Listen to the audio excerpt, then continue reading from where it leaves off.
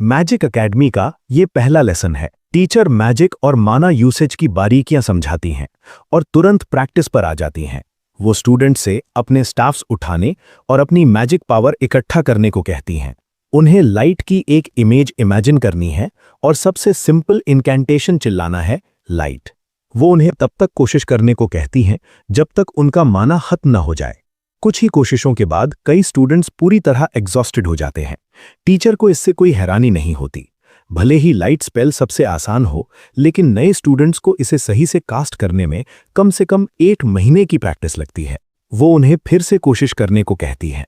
तीसरी कोशिश के बाद आधी क्लास हार मान लेती है। चौथी बार में सिर्फ 3 स्टूडेंट्स बचते हैं। 5वीं बार में सिर्फ 1 और 2 और कोशिशों के बाद भी वो एक स्टूडेंट अभी भी लगा हुआ है। ये देखकर टीचर दंग रह जाती हैं।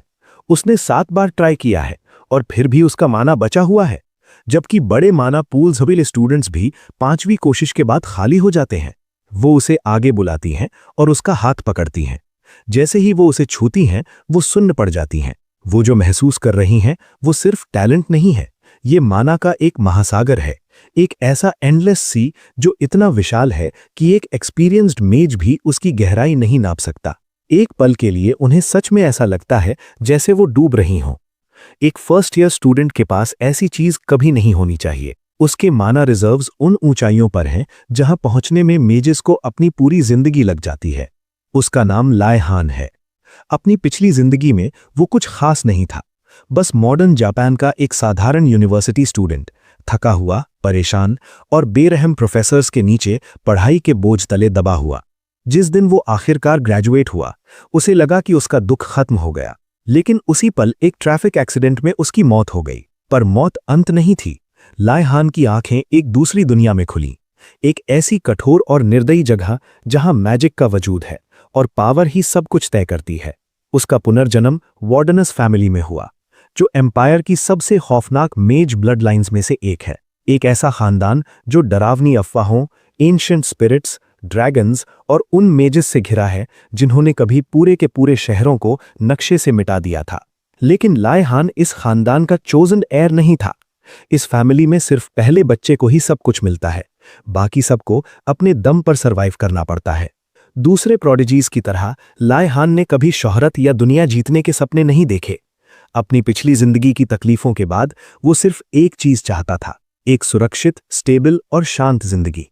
और इस दुनिया में सरवाइव करने का सबसे भरोसेमंद तरीका हीरो बनना नहीं, बल्कि एक मेज बनना है। साल बीत गए।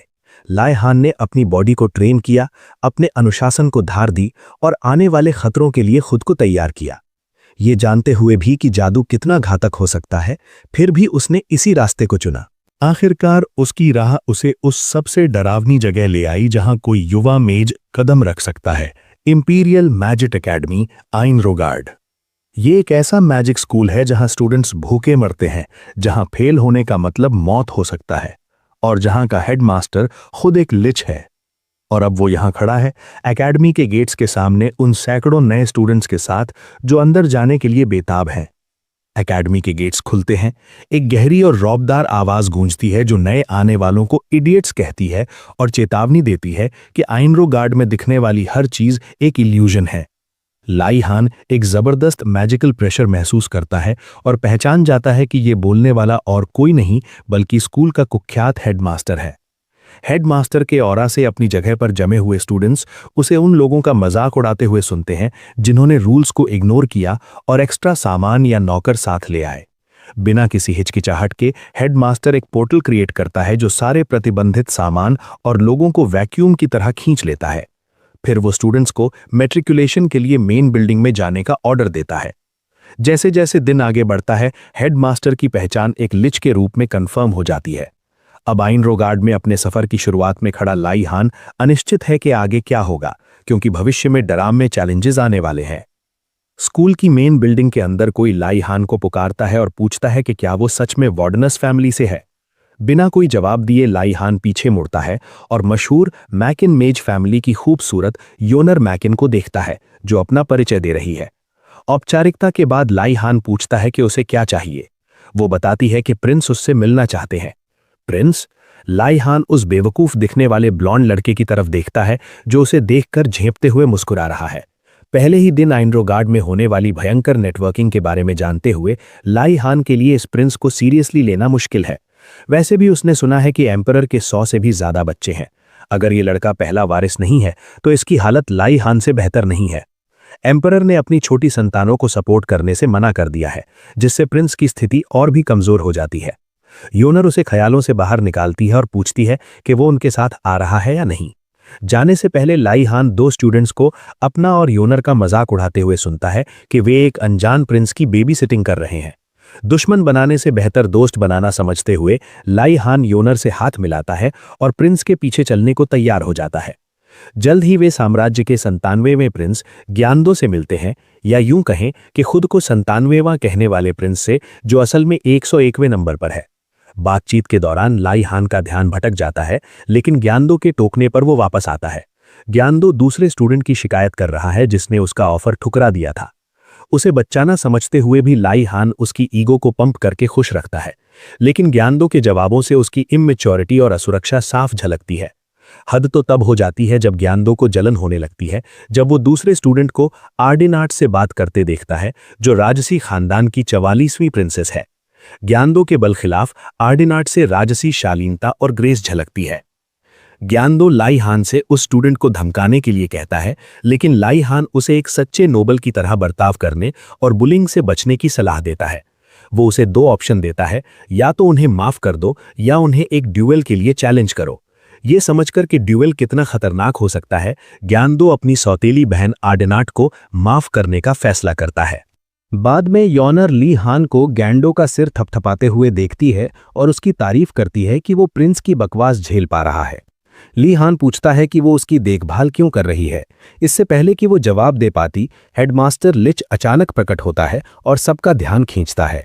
ली हान देखता है कि एक अनडेड लिच बनने के लिए उसने क्या कुछ खोया होगा। हेडमास्टर फ्रेशमैन से पूछता है कि उन्हें आयरन हेड्स क्यों कहा जाता है। आर्डिनाट गैस करती है कि शायद इसलिए क्योंकि उनका सिंबल स्टील है। लिच उसे सार्कास्टिक तालियों के साथ फर्जी डॉर्मिटरी पॉइंट्स देता है। जब वो पूछती है कि क्या कोई पॉइंट सिस्टम है, तो लिच स्वीकार करता है कि ऐसा कुछ नहीं है और उन्हें झूठ को पहचानना सीखना होगा। वो बताता है कि उनका सिंबल असल में लोहा है और फिर स्टील की खूबियों पर भाषण देने लगता है। एक और झूठ में फंसाने के बाद वो असली बेइज्जती करता है। तुम्हारा सिंबल स्टील इसलिए है क्योंकि तुम्हारे दिमाग खाली हैं। ये सुनकर सब शॉक रह जाते हैं, लेकिन लिच की ओवरवेलमिंग मैजिकल पावर की वजह से कोई बोल नहीं पाता। हैरानी की बात यह है कि ली हान उस भारी प्रेशर के बावजूद अपना हाथ हिला पा रहा है। उसे महसूस होता है कि वो इस माहौल में ढल रहा है। हेडमास्टर की नज़र उस पर पड़ती है। वो हैरान होता है लेकिन कुछ कहता नहीं। अपने आखिरी मजाक के तौर पर हेडमास्टर एक बड़ा दरवाज़ा खोलता है जहां एक शानदार डाइनिंग हॉल खाने से भरा हुआ है। वो स्टूडेंट्स को दावत उड़ाने के लिए कहता है। बिना सोचे समझे वे अमीर बिगड़ैल बच्चे अपनी सीट्स की तरफ भागते हैं। चीज़, बटर, फ्राइड चिकन और ग्रिल्ड फिश की खुशबू उन्हें पागल कर रही है। लेकिन जैसे ही वे खाने वाले होते हैं, सारा खाना गायब हो जाता है। लिच फिर से प्रकट होता है और उनका मजाक उड़ाता है कि उन्होंने ध्यान नहीं दिया। इस पल ली हान को महसूस होता है कि यह हेडमास्टर कितना क्रूर और सनकी हो चुका है। हेडमास्टर डिक्लेयर करता है कि आइनरोगार्ड का मकसद महान मेजेस तैयार करना है और उसके लिए सबसे ज़रूरी है डिज़ायर। वो सबको उनकी यूनिफॉर्म, एक साधारण ब्रेड और एक राइस बॉल बांटता है। इस मामूली राशन को देखकर ज्ञानडो शिकायत करता है। हेडमास्टर उसे याद दिलाता है कि अगर उन्हें बेहतर खाना, कपड़े या इक्विपमेंट चाहिए तो वो उन्हें मैजिक के जरिए हासिल करने होंगे। अकेडमी का रूल सिंपल है, उन्हें अपना इंतजाम खुद करना होगा। जल्द ही एक स्टूडेंट बाहर से सप्लाई मंगवाने की प्लानिंग करता है, जिसे लिच सुन लेता है और उसे उसकी बेवकूफ़ी भरी सोच के लिए छोड़ देता है। अंत में वो बताता है कि किसी को भी स्कूल ग्राउंड छोड़ने की इजाज़त नहीं है और ना ही वे अपने सीनियर्स से मदद मांग सकते हैं। हेडमास्टर अपना भाषण खत्म कर उन्हें शुभकामनाएं देता है। उसके जाने के बाद ली हान सोचता है कि हर स्कूल में सन की प्रोफेसर्स होते हैं। उसकी पिछली जिंदगी में भी बगल वाली लैब के प्रोफेसर की आंखों में वैसी ही पागलपन वाली चमक थी जैसी इस हेडमास्टर की आंखों में है, द आईज ऑफ इंसैनिटी। तभी गेनोंडो वहां आता है और ली हान से एकेडमी में मिलने वाले इस खराब बर्ताव की शिकायत करने लगता है। प्रिंस को इतना रोते धोते देखकर ली हान इस नतीजे पर पहुंचता है कि हेडमास्टर लिच उसके पिछले जीवन के प्रोफेसर से तो लाख गुना बेहतर है। कम से कम यहाँ उन्हें रहने की जगह, कपड़े और खाना तो मिल रहा है, जो उसके पुराने स्कूल में एक सपना था। इस बीच बिगड़ायल प्रिंस ली हान पर इसलिए भड़क जाता है क्योंकि वो उसकी शिकायतों को सीरियसली नहीं ले रहा था। चूंकि वार्डनस फैमिली हमेशा सोशल लाइफ के बजाय मैजिकल रिसर्च पर फोकस करती है, इसलिए नोबल सर्कल्स में भी उनके बारे में ज्यादा जानकारी नहीं है, जिससे अक्सर गलत फहमियां पैदा होती हैं। गेनोंडो को लगता है कि ली हान शायद गरीबी में पला बढ़ा है, और वो ताना मारते हुए कहता है कि उसके घर की नौकरानियां भी स्कूल के इस खाने से बेहतर खाना खाती हैं। मदद की पेशकश करते हुए गेनोंडो ली हान को कभी अपने घर आने का न्योता देता है, जिस पर ली हान अनभिज्ञता में उसका शुक्रिया अदा करता है। आगे बढ़ते हुए ली हान सुझाव देता है कि उन्हें देर होने से पहले अपने डॉर्म्स की ओर बढ़ना चाहिए और कमरा सुरक्षित कर लेना चाहिए। हालांकि आइनरोगार्ड सिर्फ टैलेंट के आधार पर एडमिशन देता है, फिर भी नोबल बच्चों के बीच झगड़ों को रोकने के लिए डॉर्मिटरीज को 4 हिस्सों में बांटा गया है। पहला dorm, the when glorious blue dragons tower, उन लोगों के लिए है जिनके पास नोबल ड्रैगन ब्लड है, मुख्य रूप से शाही परिवार और ली हान जैसे प्रतिष्ठित नोबल्स। दूसरा dorm, the eternally burning phoenixes tower, उन लोगों के लिए है जिन्होंने सब कुछ दिव्य ज्वाला यानी डिवाइन फ्लेम को समर्पित कर दिया है, विभिन्न धार्मिक आदेशों के शिष्य। तीसरा dorm, the lightning biting white tigers tower, उन नाइट फैमिलीज के वंशजों के लिए है जो योद्धा और मेज दोनों रास्तों पर चलने के लिए तैयार हैं। और अंत में द ऑमनिसिएंट ब्लैक टर्टल्स टावर, उन लोगों के लिए है जिनके पास अंतहीन धैर्य है, यानी किसान, नौकर, गुलाम, जोकर, बेघर लोग, व्यापारी और नए उभरते हुए छोटे नोबल्स। अंतिम डॉमिटरी के सदस्यों को अक्सर नीची नजर से देखा जाता है, जिससे वे काफी हताश रहते हैं, लेकिन ली हान उन्हें अपने भविष्य के साम्राज्य के लिए बेहतरीन बिजनेस पार्टनर्स के रूप में देखता है। जब वो कॉमनर्स का मुआयना करता है तो उसके चेहरे की स्मग मुस्कान उन्हें थोड़ा असहज कर देती है। ली हान के मन में तो यही चल रहा है कि इन आम लोगों से दोस्ती करना रियल लाइफ बिजनेस एक्सपीरियंस पाने के लिए बहुत जरूरी है। इस बीच एक नोबल लड़का चुप्पी तोड़ते सवाल करता है कि कॉमनर्स जैसे इनडिसेंट लोगों को एडमिशन देने की जरूरत ही क्या थी। ये सुनकर कॉमनर्स उसे घूरने लगते हैं, लेकिन वो बेवकूफ उन्हें चुनौती देता है कि अगर उसने कुछ गलत कहा हो तो वे उसका सामना करे। ली हान, जो नहीं चाहता कि कोई मूर्ख उसके भविष्य के बिजनेस पार्टनर्स की बेइज्जती करे, बीच में आता है। एक ऊंचे दर्जे के नोबल के तौर पर वो उस बेवकूफ को टोकता है और कहता है कि इनडिसेंट वो खुद है जो अपनी फालतू की अकड़ से चिपका हुआ है, जबकि स्कूल में घुसते ही सब कुछ पीछे छूट चुका है।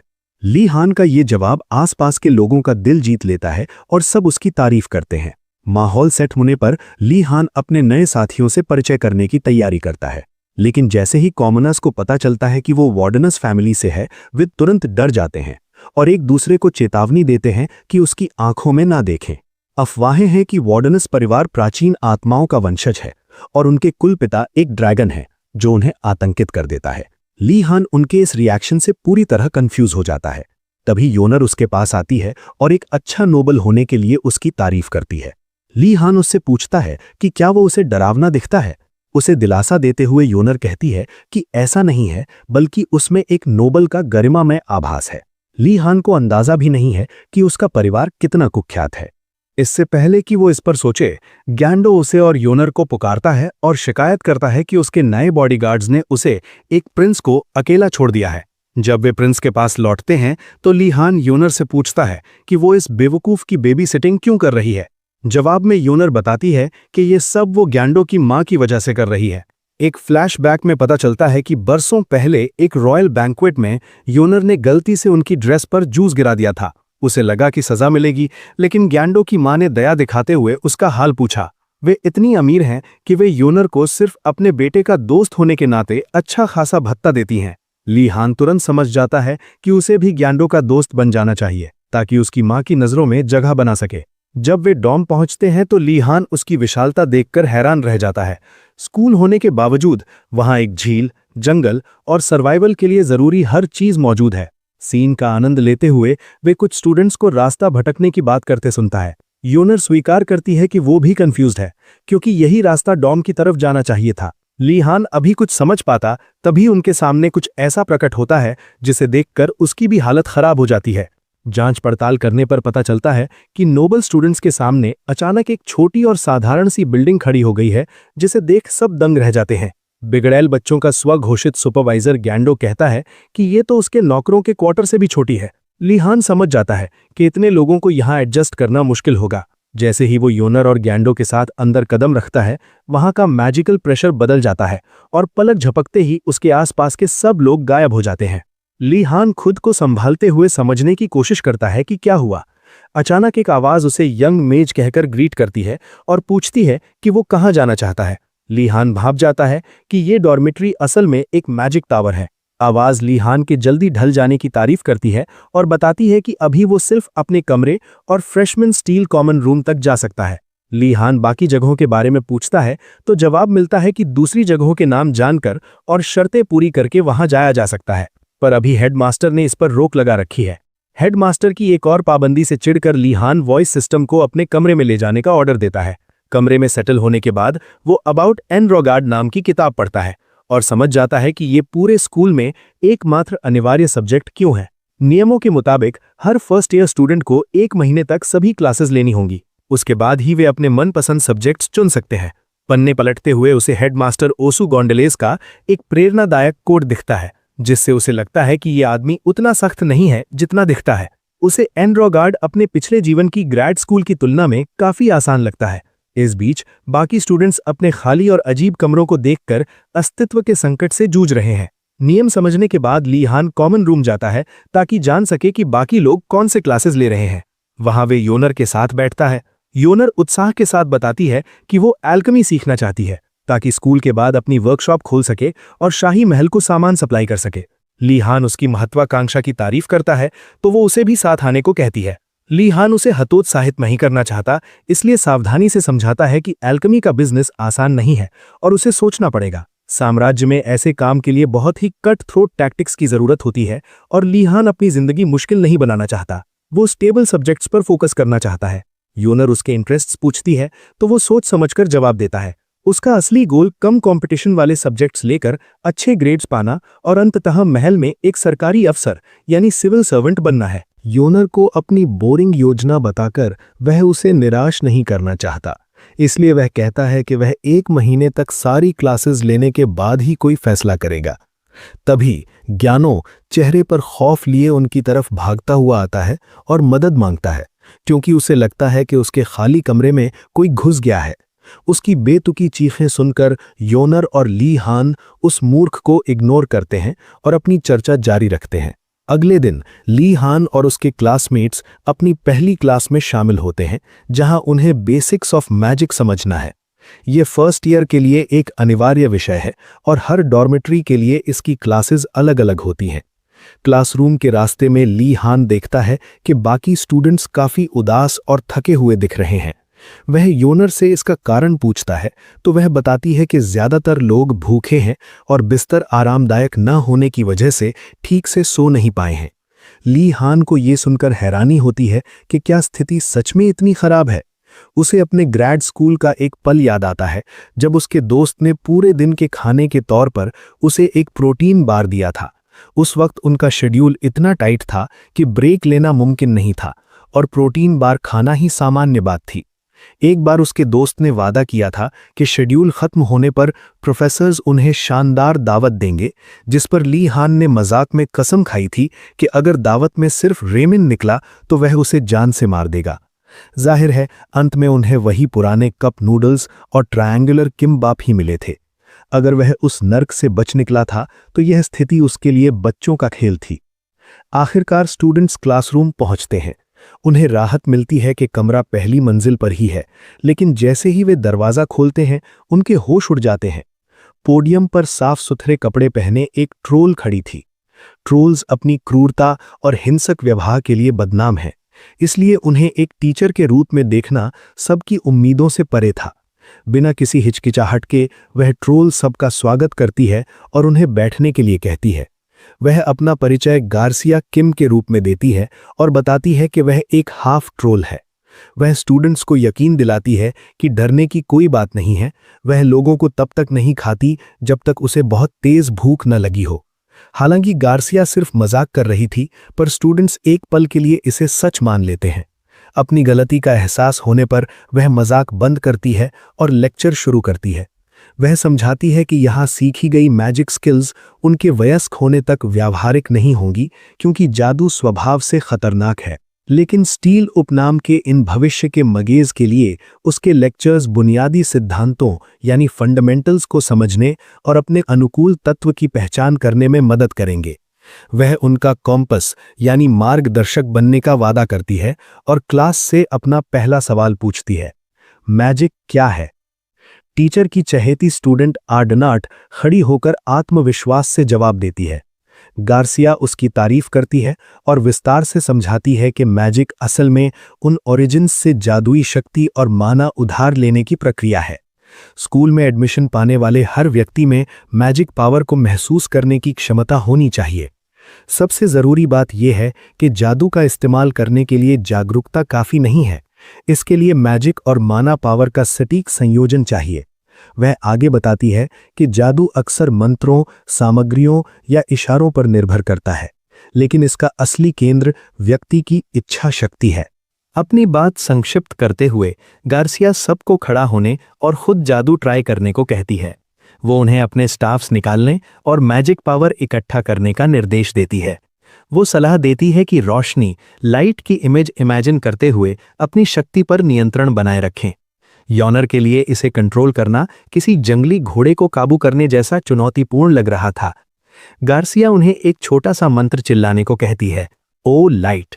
वो बताती है कि छोटे मंत्रों से फोकस बना रहता है। ली हान हर स्टेप को ध्यान से फॉलो करता है। पहली बार में वो पूरी तरह सफल तो नहीं होता, पर अपनी वैंड पर एक धुंधली और अस्थिर रोशनी पैदा करने में कामयाब रहता है। जल्द ही योनर, आर्डनाट और यहां तक कि ग्यांडो भी लाइट पैदा कर लेते हैं। हालांकि ग्यांडो का जादू बेकाबू होने लगता है, जिससे गार्सिया को बीच में आकर उसे चोटिल होने से बचाना पड़ता है। हादसे के बाद गार्सिया सबको चेतावनी देती है कि कंट्रोल खोने के गंभीर परिणाम हो सकते हैं। वो उन्हें तब तक प्रैक्टिस करने के लिए प्रोत्साहित करती है जब तक उनके पास मैजिक पावर बची है। दूसरी कोशिश के बाद कई अमीर बच्चे शिकायत करने लगते हैं और 1/3 क्लास हार मान लेती है। गार्सिया जानती है कि इल्यूमिनेट सबसे बेसिक स्पेल है, फिर भी इसे मास्टर करने में 1 महीना लगता है। तीसरी कोशिश के बाद आधी क्लास थक कर बैठ जाती है। ये सिलसिला चलता रहता है और छठी कोशिश तक आते आते सिर्फ एक ही स्टूडेंट खड़ा रह जाता है, ली हान। 7वीं बार कोशिश करने से पहले ली हान गार्सिया से इजाजत मांगता है कि क्या वो अकेले प्रैक्टिस जारी रख सकता है। गार्सिया दंग रह जाती है। वो सोचती है कि उसने 7 बार कैसे कर लिया। आमतौर पर बड़े माना भंडार वाले स्टूडेंट्स भी 5वीं बार में खाली हो जाते हैं। वो समझाती है कि मैजिक पावर, जिसे अलग अलग कबीले अलग अलग नामों से जानते हैं, मेजेस के लिए मुख्य ऊर्जा स्रोत है। चूंकि हर स्पेल के साथ ये खर्च होती है, नए मेजेस जल्दी थक जाते हैं। ली हान का अभी भी खड़ा रहना असाधारण था। वो उसे पोडियम पर बुलाकर उसका हाथ पकड़ती है और उसका माना लेवल चेक करती है। उसे फिर से वही माना का महासागर महसूस होता है, जिससे उसे ऐसा लगता है जैसे वो डूब रही हो। गार्सिया अपनी घबराहट छुपाते हुए ली हान से कहती है कि स्कूल के बाद वो उससे उसके केबिन में मिले। लेक्चर खत्म करते हुए वो सबको दिलासा देती है कि प्रैक्टिस के साथ उनका माना कंजम्पशन कम होगा और रिजर्व बढ़ेगा। बाद में जब ली हान गार्सिया के ऑफिस पहुंचता है तो वो बताती है कि हेडमास्टर ने पहले ही उसके बारे में बता दिया था। जी हां, उस सन की लिच हेडमास्टर। गार्सिया ने ली हान को शांत रहने और चिंता न करने की सलाह दी। उसने समझाया कि भले ही हेडमास्टर लिच आम लोगों को पूरी तरह पागल और सनकी लग सकते हों, लेकिन वास्तविकता में उनका दिल बहुत दयालु है। मगीज की दुनिया में एक कम जानी मानी बात यह भी है कि हेडमास्टर की आंखें टैलेंट को पहचानने में कभी नहीं चूकतीं। वे हमेशा अपने प्रोफेसर्स को उन नए स्टूडेंट्स के बारे में पहले ही आगाह कर देते हैं जिनमें कुछ खास होता है। पिछले कई सालों में फ्रेशमैन के बारे में उनके कमेंट्स बहुत ही साधारण रहे हैं, जैसे कि किसी को ट्रबल मेकर कह देना या किसी को बस होनहार बता देना। लेकिन इस साल उनका पूरा ध्यान और सारी चर्चा सिर्फ और सिर्फ ली हान पर केंद्रित है। हेडमास्टर के शब्दों में ली हान के पास ग्रेट फूलिशनेस है। ली हान को यह सुनकर थोड़ा अजीब लगा, लेकिन गार्सिया ने तुरंत स्पष्ट किया कि ईस्ट की प्राचीन भाषा में इस शब्द का उपयोग उन लोगों के लिए किया जाता है जिनके पास असीमित और अपार ज्ञान होता है। इसलिए भले ही ये सुनने में एक गाली या अपमान जैसा लगे, लेकिन हेडमास्टर का असल इशारा इस ओर था कि ली हान के भीतर जादुई दुनिया में महानता हासिल करने की जबरदस्त संभावना छिपी है। गार्सिया खुद ली हान के शरीर से निकलने वाले उस विशाल माना को साक्षात महसूस कर चुकी थी और वो इस बात को लेकर बेहद उत्साहित और उत्सुक थी कि आने वाले समय में ये स्टूडेंट किस तरह का मेज बनकर उभरेगा। उसे ली हान से बहुत बड़ी उम्मीदें थीं। जब गार्सिया अपनी सोच के भंवर से बाहर आई तो ली हान ने बड़ी विनम्रता के साथ उसका ध्यान अपनी ओर खींचा और अपने पहले वाले सवाल के जवाब का इंतजार करने लगा। गार्सिया जानती थी कि वो हेडमास्टर की कही हर एक बात ली हान के सामने उजागर नहीं कर सकती, इसलिए उसने बात घुमाते हुए कहा कि उसने उसे केवल उसके असाधारण माना रिजर्व्स की वजह से यहां बुलाया है। ली हान को यह सुनकर थोड़ी निराशा हुई। उसे लगा था कि शायद कोई और रहस्यमयी बात होगी, लेकिन तभी गार्सिया ने आगे बढ़ते हुए जो कहा उसने ली हान के पैरों तले जमीन खिसका दी। उसने बताया कि उसका माना इतना विशाल और अथाह है कि वो अपनी पूरी क्षमता के बावजूद उसकी अंतिम सीमा का अंदाजा भी नहीं लगा सकती। ली हान वहां एकदम सुन्न खड़ा रह गया। गार्सिया ने विस्तार से समझाते हुए कहा कि किसी मेज के पास कितना माना है ये प्रकृति की ओर से दिया गया एक बहुत बड़ा टैलेंट है।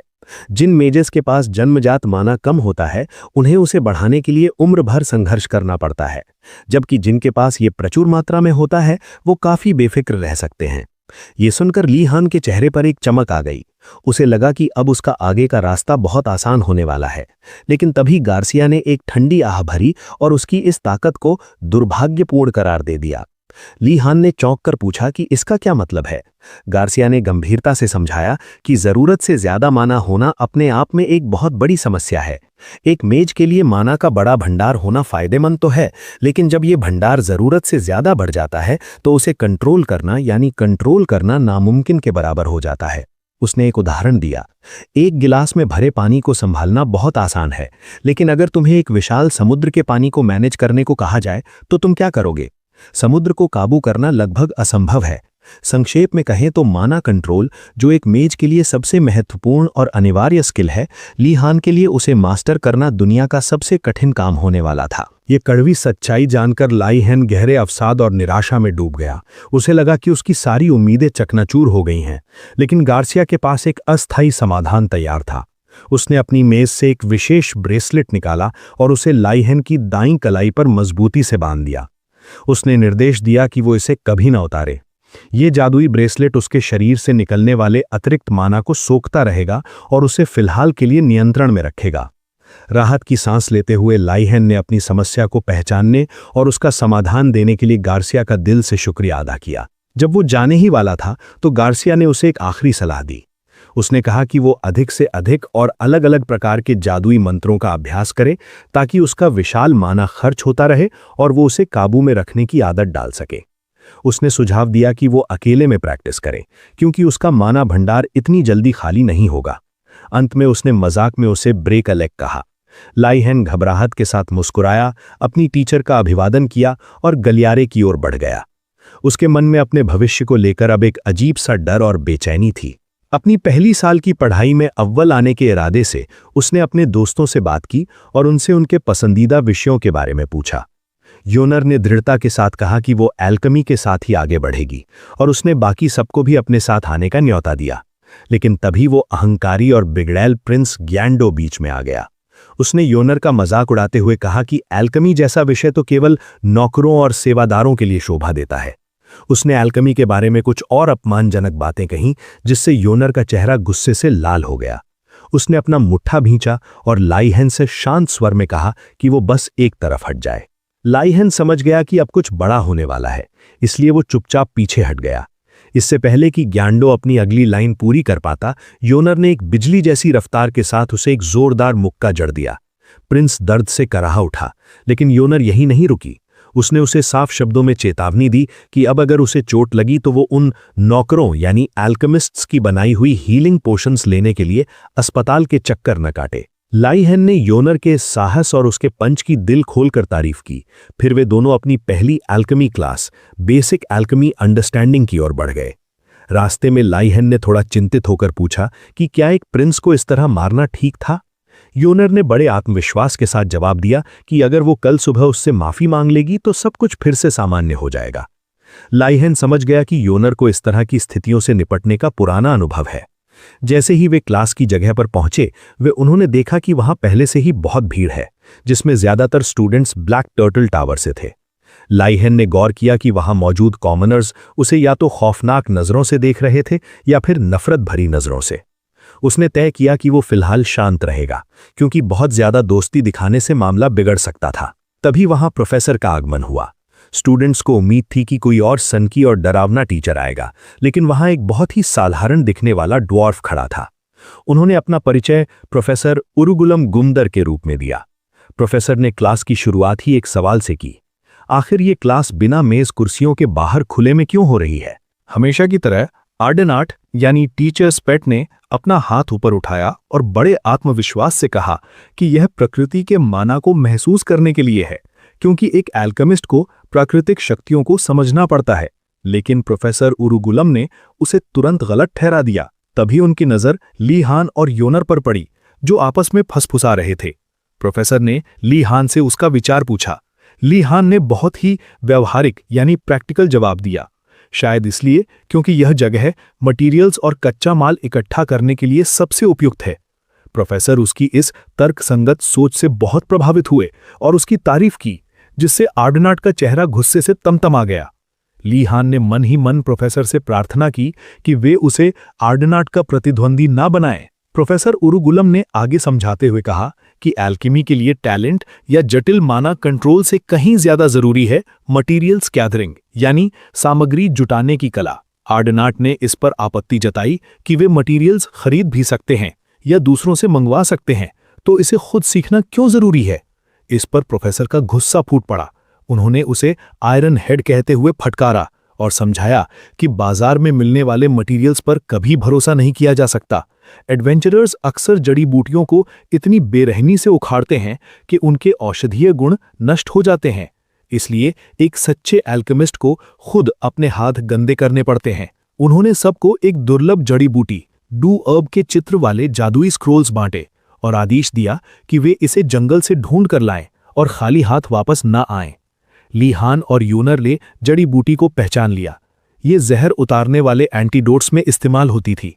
जंगल की ओर देखते हुए ली हान को चिंता हुई कि अकेडमी नए छात्रों को इतनी खतरनाक जगह अकेले क्यों भेज रही है।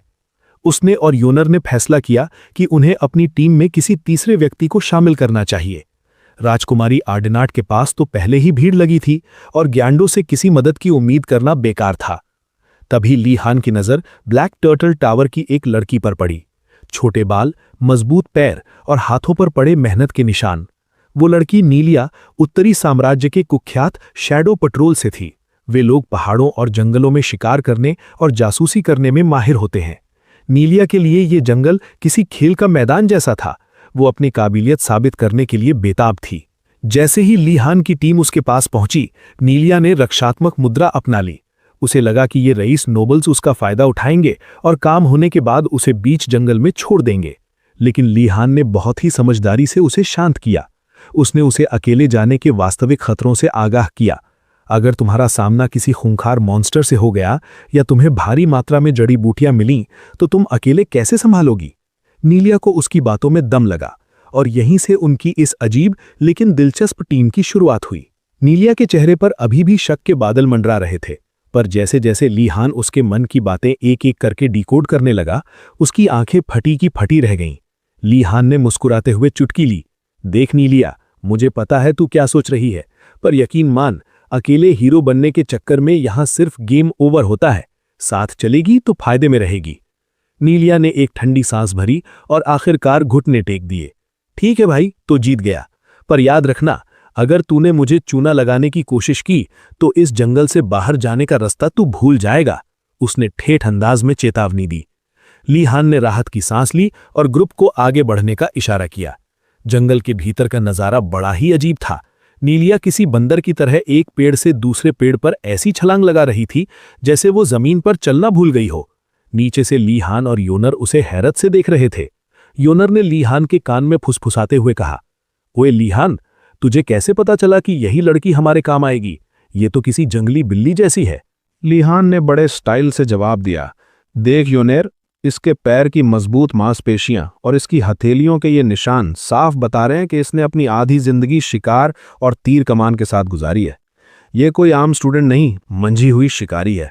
ऊपर से नीलिया ने उनकी बात सुन ली और चिल्लाई, ओए, नीचे पंचायत बंद करो, मुझे सब सुनाई दे रहा है। तुम नोबल्स की नज़र बड़ी तेज होती है क्या, या मेरा बायोडेटा पढ़ के आए हो? ली हान ने हंसते हुए जवाब दिया, अरे नहीं नहीं, मैंने तो बस तेरी कमर पर वो शैडो पेट्रोल वाला बैच देख लिया था, बाकी तो मेरा अंदाजा था। सफर के दौरान ली हान ने नीलिया की टांग खिंचाई जारी रखी, यहां तक कि योनेर को बीच में पड़ना पड़ा। योनेर ने नीलिया से कहा, नीलिया थोड़ा धीरे चलो यार, हमारे साथ कदम से कदम मिलाकर। नीलिया ने ऊपर से झांकते हुए पूछा, क्यों, तुम रईस लोग 2 कदम चलते ही हाफने लगे क्या? ली हान ने तुरंत मोर्चा संभाला, अरे पगली, योनेर ही अकेली है जिसे जड़ी बूटियों की असली पहचान है। अगर ये थक गई या इसे कुछ हो गया तो हम यहाँ घास फूस बटोरते रह जाएंगे। इसकी हिफाजत ही हमारी सबसे बड़ी जिम्मेदारी है। नीलिया ने फिर एक टेढ़ा सवाल दागा, चलो मान लिया, योनेर बूटी ढूंढेगी, मैं रास्ता दिखाऊंगी, पर तेरा क्या रोल है? तू क्या बस यहाँ हेयर स्टाइल दिखाने आया है? ली हान जानता था कि अगर उसने अपनी जादुई ताकत की बात की तो नीलिया को बुरा लगेगा, इसलिए उसने सीना ठोक कर कहा, मेरा काम तुम दोनों का बॉडीगार्ड बनना है, मैं तुम लोगों की ढाल हूं। नीलिया ने उसे ऊपर से नीचे तक देखा और ताना मारा, अच्छा बॉडीगार्ड, शक्ल से तो किसी नाइट खानदान के चश्मों चिराग लगते हो, फिर इस ब्लू टावर में क्या घास छील रहे हो? ली हान ने शांत स्वर में जवाब दिया, मैं वार्डनस फैमिली से हूं। ये नाम सुनते ही नीलिया का बैलेंस बिगड़ गया और वो गिरते गिरते बची। उसका चेहरा एकदम सफेद पड़ गया। क्या वार्डनस, तू मजाक कर रहा है ना? उसने कांपती आवाज में पूछा। ली हान ने योनेर की तरफ देखा और बोला, यार योनेर, ये मेरे खानदान का नाम सुनते ही लोग ऐसे क्यों रिएक्ट करते हैं जैसे मैंने किसी की भैंस खोल ली हो? क्या मेरा खानदान सच में इतना डरावना है? योनेर ने उसे साइड में ले जाके समझाया, देख भाई, तेरे खानदान की कहानियां सुनकर अच्छे अच्छों की गिगी बन जाती है। लोग कहते हैं तेरे दादा असल में खूंखार ड्रैगन थे जिन्होंने अनडेड फ्रेंजी के दौरान अपनी एक फूंक से हजारों लाशों को राख कर दिया था। कोई कहता है तुम लोगों ने अपनी भावनाएं बेचकर रूहों से सौदा किया है। और वो दंगे वाली कहानी तो सबको पता है, जहां तेरे एक रिश्तेदार ने गुस्सा आने पर पूरा शहर ही फूंक दिया था। दुनिया की नजर में तुम लोग चलते फिरते तबाही के मॉन्स्टर्स हो। ली हान ये सुनकर सन्न रह गया। उसे लगा कि क्या मदद करना इतना बड़ा गुनाह है। नीलिया ने जब ली हान की आंखों में वो उदासी देखी तो उसे लगा कि अफवाहें शायद बढ़ा चढ़ाकर कही गई हैं। उसने माहौल हल्का करने के लिए कहा, अरे छोड़ो ये पुरानी बातें, काम पे ध्यान दो। कुछ दूर और चलने के बाद नीलिया अचानक रुक गई। उसने जमीन पर कुछ बड़े निशान देखे। ठहरो, ये देखो, उसने हाथ से इशारा किया। ये किसी बड़े मॉन्स्टर के ताज़ा निशान हैं। और देखो, ये निशान छिछले हैं, मतलब वो जीव जानबूझकर अपने पैरों के निशान छुपा रहा था। बड़ा शातिर शिकारी लग रहा है। नीलिया की आंखों में एक अजीब सी चमक थी। योनेर को यह सब बोरिंग लग रहा था, तो नीलिया ने तुरंत माफी मांग ली। पर ली हान ने उसे चौंका दिया, नहीं नीलिया, मुझे और बताओ, ये और क्या क्या कर सकता है? नीलिया को यकीन नहीं हुआ कि एक वार्डनस उससे शिकार के दावपेच सीखना चाहता है। उसने चेतावनी दी, देख, ये जंगल हेडमास्टर के छोड़े हुए खतरनाक एक्सपेरिमेंट से भरा पड़ा है, संभल कर रहना होगा। ली हान ने उससे ट्रैकिंग सीखने की जिद की तो नीलिया का दिल पिघल गया और उसने गुरु बनने की बात मान ली। काफी मशक्कत के बाद उन्हें डू हर्ब मिल गई। योनेर खुश होकर बोली, मिल गई, लेकिन यहां तो सिर्फ 2 ही पौधे हैं, हमें पास होने के लिए 3 चाहिए। ली हान ने कहा, कोई बात नहीं, थोड़ा और आगे देखते हैं। लेकिन तभी झाड़ियों में एक जोरदार हलचल हुई और उनके सामने एक पहाड़ जैसा मॉन्स्टर बोर आ खड़ा हुआ। उसकी आंखों में दरिंदगी साफ दिख रही थी। नीलिया चिल्लाई, ये कोई मामूली सुअर नहीं है, ये असली वाला मॉन्स्टर है, भागो। लेकिन ली हान ने भागने के बजाय अपनी जादुई स्टाफ कसकर पकड़ ली। उसने उसकी लंबाई बढ़ाई और उसे एक भाले की तरह तैयार कर लिया। नीलिया को लगा था कि वो कोई बड़ा जादू फेंकेगा, पर ली हान ने कहा, अभी जादू की फुर्सत नहीं है, इसे तो मैं पुराने तरीके से ही निपटाऊंगा। नीलिया ने एक देसी बैकअप प्लान दिया, देख ली हान, अगर मामला बिगड़ा तो तू योनेर को कंधे पर लाद के पतली गली से निकल लेना, मैं इस सांड को संभाल लूंगी। ली हान ने उसका शुक्रिया अदा किया और उस मॉन्स्टर की तरफ बढ़ा। उसे अपने गुरु अरलोंग की ट्रेनिंग याद आई। हथियार कोई भी हो, चलाने वाले का इरादा पक्का होना चाहिए। ली हान ने अपनी स्टाफ में अपना सारा माना झोंक दिया और एक बिजली जैसी फुर्ती के साथ उसे सीधे सुअर के मुंह के अंदर घुसा दिया। एक ही वार में वो भारी भरकम जानवर ढेर हो गया। नीलिया और योनेर की बोलती बंद हो गई। अबे भाई, तूने इसे बिना किसी जादू के बस एक डंडे से मार गिराया? तू इंसान है या यमराज का छोटा भाई? नीलिया ने हैरत से पूछा। ली हान ने बस एक गहरी सांस छोड़ी। उसे खुद नहीं पता था कि उसने अनजाने में अपनी स्टाफ को माना से इतना मजबूत कर दिया था कि वो लोहे को भी काट दे। तभी पास ही एक और दिल दहला देने वाली चीख सुनाई दी। वे तीनों तुरंत उस तरफ भागे। वहां उन्होंने देखा कि स्टूडेंट्स का एक ग्रुप एक और मॉन्स्टर बोर से भिड़ा हुआ है। एक घमंडी नोबल लड़का एशिन डालकाट आगे बढ़कर सीना तान के चिल्लाया, सब पीछे हटो, इस जानवर को मैं अकेला धूल चटा दूंगा। यूनियर ने बताया कि वो बहुत रईस खानदान से है। ली हान को लगा कि शायद ये कुछ कमाल दिखाएगा, पर डालकाट का पहला ही वार फुस्स हो गया।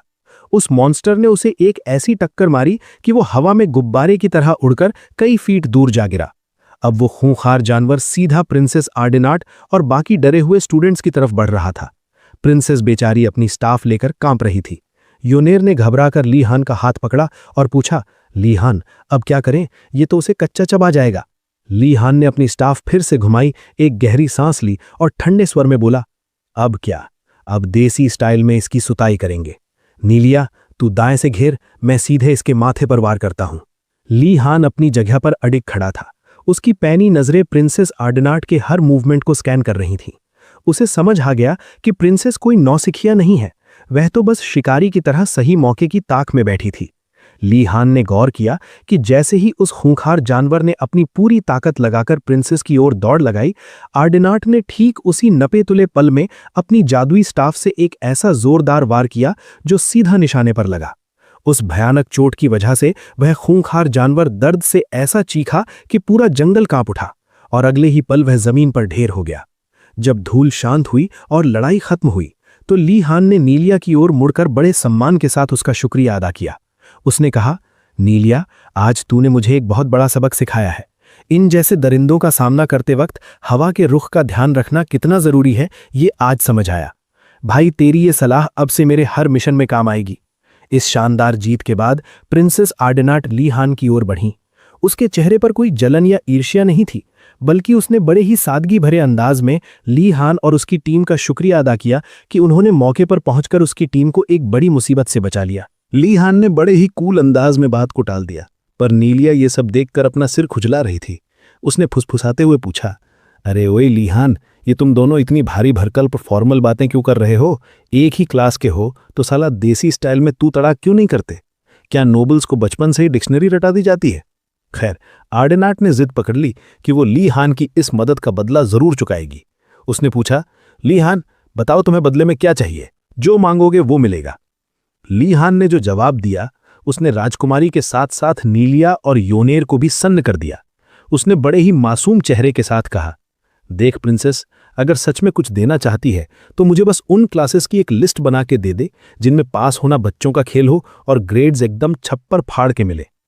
आर्डिनाट को पहले लगा कि शायद ये वार्डन्स खानदान का कोई नया मजाक है या वो उसकी परीक्षा ले रहा है, पर जब ली हान ने बड़े ही सीरियस होकर वही बात दोहराई तो उसे यकीन हो गया कि ये बंदा सच में शॉर्टकट का दीवाना है। इससे पहले कि राजकुमारी अपना मुंह खोलती, झाड़ियों के पीछे छिपकर सारी पंचायत सुन रहे प्रोफेसर उरुगुलम अचानक किसी जिन्न की तरह प्रकट हुए। अरे बेटा, इस सवाल का जवाब तो मेरे पास लिखा हुआ रखा है, उन्होंने चिल्लाकर कहा। ली हान को उन्हें देखकर वैसी ही मनहूस और डरावनी वाइब आई जैसी उसे अपने पिछले जन्म के उन खड़ूस ग्रेजुएट स्कूल प्रोफेसर्स से आती थी जो खून चूसने के लिए मशहूर थे।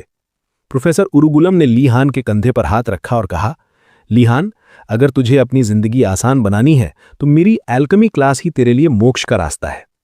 ली हान ने खुद को संभाला, एक लंबी सांस ली और बड़े ही मक्खन लगाने वाले अंदाज में बोला, सर, मुझे लगता है कि अगर किसी के दिल में जुनून और लगन हो तो एल्केमी में वो झंडे गाड़ सकता है। प्रोफेसर तो जैसे इसी डायलॉग के इंतजार में बैठे थे। उन्होंने गदगद होकर कहा, वाह बेटा, अगर तेरे अंदर जुनून है तो उसे प्यार में बदलना अब मेरी जिम्मेदारी है। तू बस मेरा हाथ थाम ले। हालांकि वहां खड़े बाकी रईसजादे ली हान को ऐसी नजरों से देख रहे थे जैसे वो उसे कच्चा चबा जाएंगे, क्योंकि प्रोफेसर उस पर जरूरत से ज्यादा मेहरबान थे। ली हान ने माहौल बिगड़ता देख चतुराई दिखाई और कहा कि वो अभी और भी ऑप्शंस देखना चाहता है, जिसके बाद प्रोफेसर ने उस दिन की क्लास बर्खास्त कर दी। बाकी स्टूडेंट्स की किस्मत उतनी अच्छी नहीं थी। उन्हें कोई सूअर तो नहीं मिला, पर इस मटीरियल हंट के चक्कर में उनकी शामत जरूर आ गई थी। तभी एशिन डालकाट अपनी सूजी हुई और काली पड़ चुकी आंख को सहलाता हुआ प्रोफेसर के पास पहुंचा और इल्जाम लगाया, सर, आपने जानबूझकर हमें मौत के मुंह में धकेला है। ये कोई क्लास है या कसाई खाना?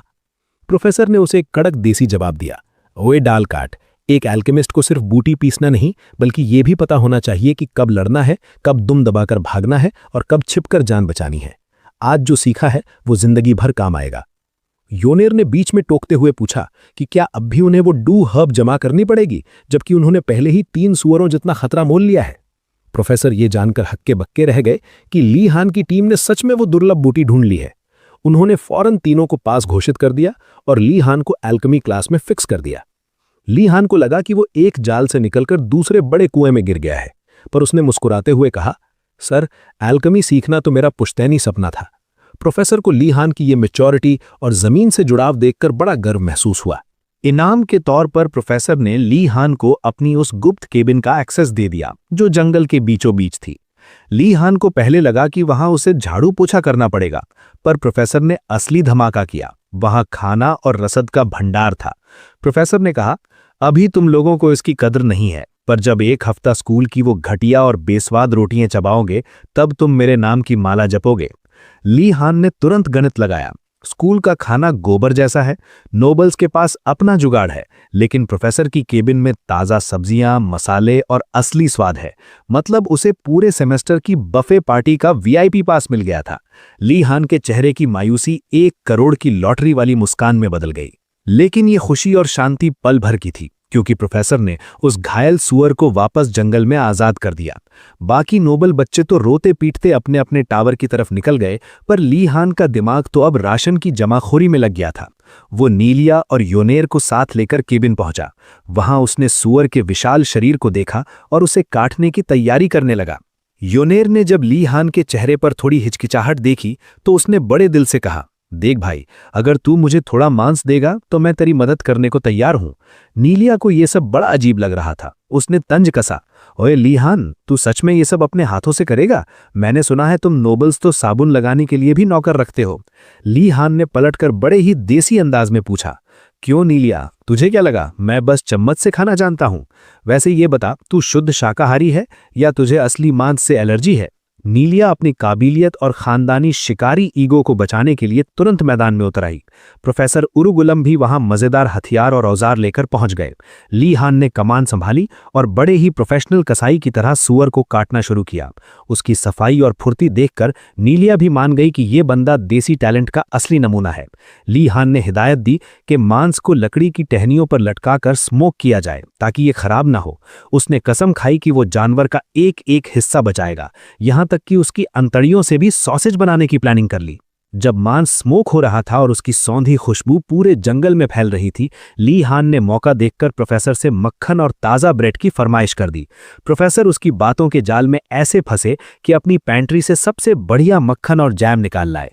जंगल के बीच बहते झरने के किनारे उन तीनों ने ऐसी दावत उड़ाई कि बड़े बड़े राजा महाराजा भी जल भुन जाएं।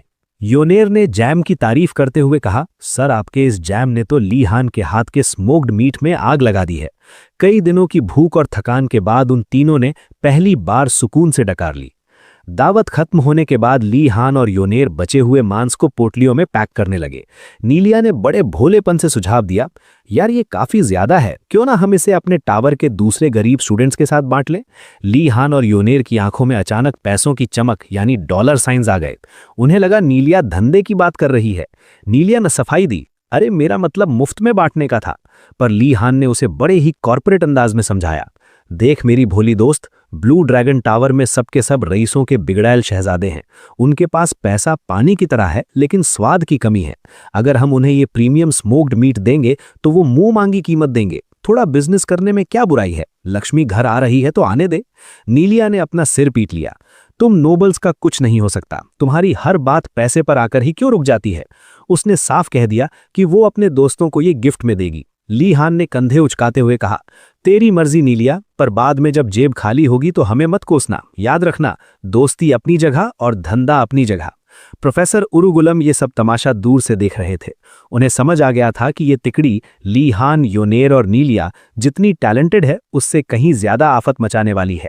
उन्होंने मुस्कुराते हुए सोचा कि अब इस सेमेस्टर में जो धमाके होंगे उनके लिए उन्हें अभी से तैयार रहना पड़ेगा। जब ली हान और उसकी दोस्त योनेर वापस when glorious blue dragon tower लौटे तो वहां का नजारा काफी अलग था।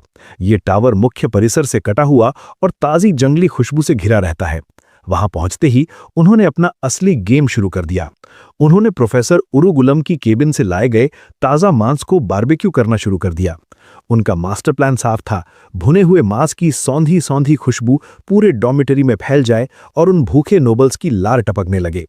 करीब 30 मिनट ही हुए थे कि उन रईसजादों की नाक में भुने हुए गोश्त की वो जानी पहचानी महक पहुंचने लगी। पहले तो वे सब हक्के बक्के रह गए। उन्हें लगा कि शायद ये कोई सपना है, क्योंकि इस मुश्किल घड़ी में ऐसी दावत की उन्होंने उम्मीद भी नहीं की थी। तभी ली हान ने आवाज लगाई और सबको अपना देसी बारबेक्यू चखने का न्योता दिया। फिर क्या था, देखते ही देखते वहां मेला लग गया। हर कोई सवाल पूछ रहा था कि आखिर ये जादू कहां से हुआ।